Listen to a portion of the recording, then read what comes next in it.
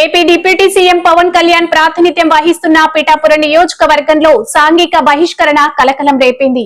ఈ విషయం కలెక్టర్ వరకు చేరడంతో కమిటీ వేసి సంస్కరించిన కలెక్టర్ పిఠాపురం మండలం మల్లాం గ్రామంలో గత వారం రోజుల క్రితం ఒక దళిత యువకుడు ఓసీల ఇంటి వద్ద పనికి వెళ్ళి ఎలక్ట్రికల్ పనికి వెళ్ళి కాంట్రాక్టర్ మృతి చెందారు. సో దాని నిమిత్తం ఊళ్ళో గ్రామ పెద్దల మధ్యన ఆ సమస్య పరిష్కరించడం జరిగింది. కానీ ఆ సంఘటనకి కంటిన్యూస్గా కొంతమంది ఆవేశపరులైనటువంటి వ్యక్తులు ద్వారా ఒక గ్రూపు ప్రత్యేక ఒక వర్గాన్ని సాంఘిక బహిష్కరణ చేశారు అనేటువంటి ఫిర్యాదు రావడంతో గ్రామంలోకి వెళ్ళి విచారణ చేయడం జరిగింది.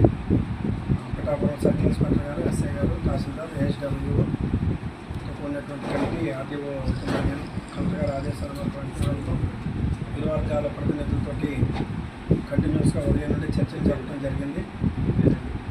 జరిగినది దురదృష్టకర సంఘటన. కానీ ఇరు వర్గాల ప్రతినిధులు కూడా సమయం పాటించి కలెక్టర్ గారి ఆదేశాల మేరకు వారు ఇచ్చినటువంటి పరిష్కారాన్ని ఒప్పుకున్నారు. ఇరు వర్గాల ప్రతినిధులతో ఒక శాంతి కమిటీని ఏర్పాటు చేయడం జరిగింది. భవిష్యత్తులో ఇటువంటి సంఘటనలు పునరావృతం అయితే ఆ కమిటీ ద్వారా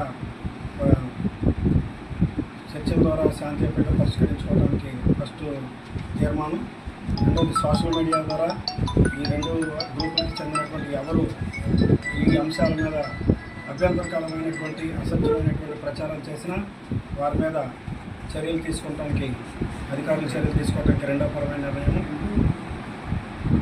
మీరు ఏదైతే సాంఘిక బహిష్కరణ అని అంటున్నారో గ్రామంలో కొన్ని చోట్ల జరిగినటువంటి వాస్తవం, బట్ అది వ్యక్తిగతమైనటువంటి వైరుధ్యాల వల్ల జరిగింది.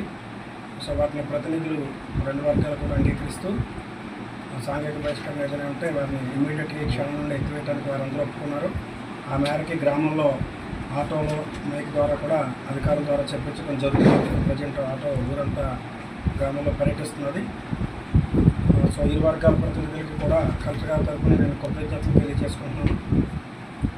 కేవలం కొన్ని ఇద్దరు ముగ్గురు వ్యక్తుల వలన సమాజానికి గ్రామంలో శాంతియుత వాతావరణానికి